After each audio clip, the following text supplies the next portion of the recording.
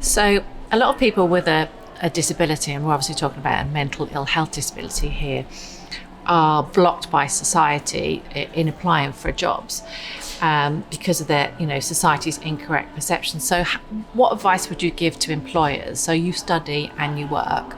So what advice would you give to employers who are probably quite nervous and don't know how to manage situations around self-harm? I've heard of terrible stories where people have been ignored. They've got hearing impairment and the company literally just ignore them. They think, oh, if we just kind of ignore them, it'll all go away and it'll all be okay. Well, actually, that's really unkind.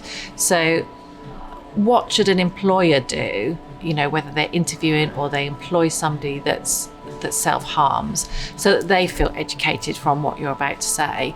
What advice would you give to them? I think that first off, interviewing in a comfortable environment, in a relaxed environment, because sometimes formal environments can be quite stressful and anxiety inducing for people who struggle with self-harm for various issues.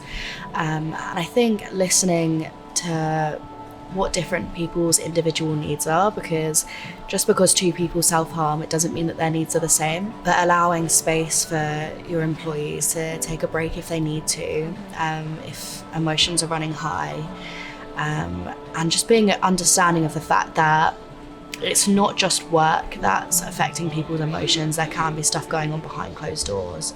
Offering a listening ear if that's something that your employee wants to talk about. It might not be, but it's nicer to have the option there. And I also think for people that are struggling with self-harm, as long as you're putting what you need across, employers are normally a lot more accommodating than you expect them to be. I know that my employers have been very accommodating. They know that sometimes I have quite intense emotional outbursts that I need to go and take 5 minutes for, and they allow for that.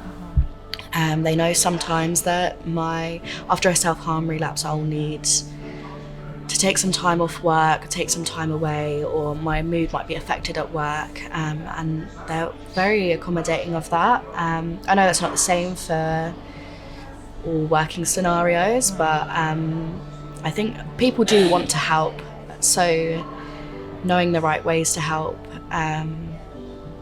and telling people what help you need is going to help you and them in the long run.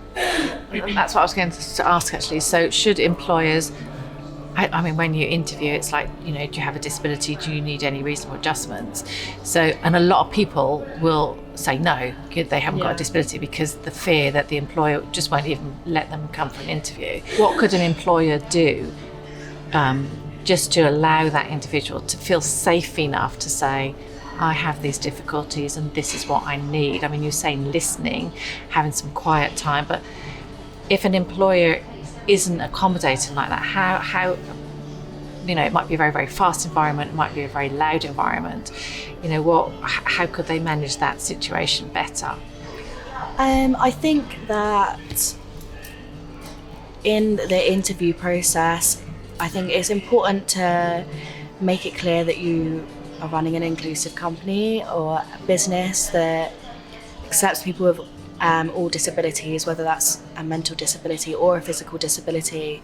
And I think, so when it says on forms and stuff asking if you need reasonable adjustment, normally the examples they give are only of like hearing impairment or different physical disabilities. So having examples of reasonable adjustments for people with mental health issues, so whether that be if they need to stop the interview at any time to take a breather and get their anxiety under control, because it's things like that people with mental health issues in themselves don't even think about, because they don't think that it's an option. So an employer making it obvious that that is an option makes it easier for us to think about the reasonable adjustments that we might need. That's really, really helpful, actually. That's really, really helpful. That's a very simple thing that an employer can do, isn't it? Put it on the form, different types of reasonable adjustments. So it, like you say, it makes the person that's being interviewed kind of go, it's okay, because they obviously are aware that sometimes people need that.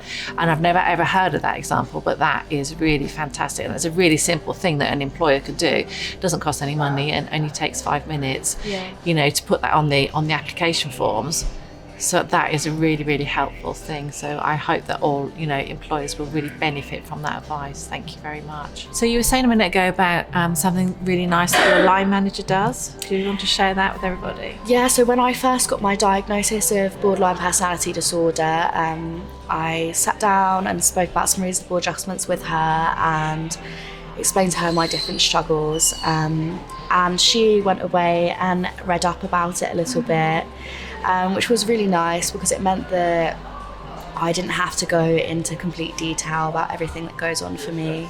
She had sort of a general idea of what was going on, which was really nice. It helps reduce the stigma surrounding the mental health issue and made it a lot less awkward for me because I didn't feel like I had to discuss in depth my personal issues, and she knew sort of roughly what was going on, which I think is something really small and really simple that employers can do to make their employees feel comfortable and safe. So I think there's some really good points there in that doing the at the application stage, offering some suggestions for other reasonable adjustments that would be helpful for the mental ill health difficulties.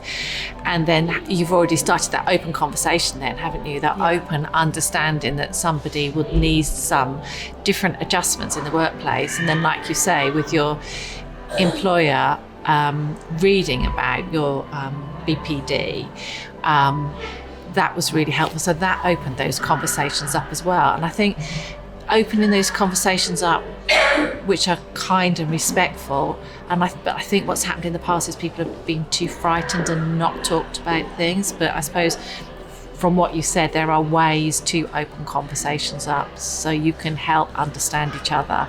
Yeah, definitely. And I think that fright is sort of on both ends because, especially through the interview process, it's such an anxiety-provoking process that people think, people with mental health issues think that if they need to take time out, it's going to affect how the employer views them and then the employer's not going to want to employ them. But really, if they took 5 minutes out to help their anxiety or whatever emotional feelings that they need to get under control, they're likely to then do better in the rest of the interview.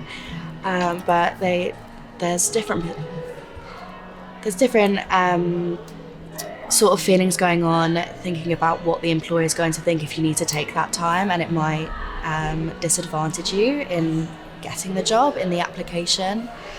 So I think making people feel comfortable to do that is really, really important. And I think something you just said there as well is something I've never heard before, is that fright on both ends.